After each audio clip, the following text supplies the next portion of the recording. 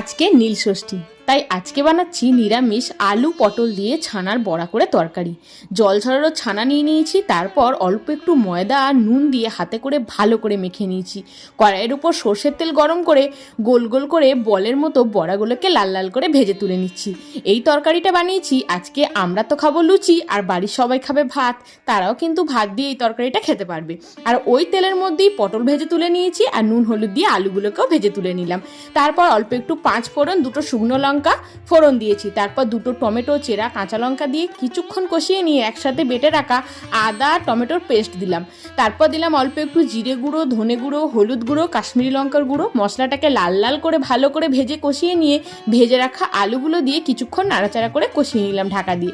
তারপর পরিমাণ মতো দিয়ে দিলাম জল দিয়ে আলুটা সেদ্ধ হওয়ার জন্য দিয়ে দিলাম। আলুটা যখন সেদ্ধ হয়ে যাবে ভেজে রাখা পটল আর বড়াগুলো দিয়ে অল্প একটু গরম মশলা, নুন, চিনি, ঘি দিয়ে নামিয়ে নেবো।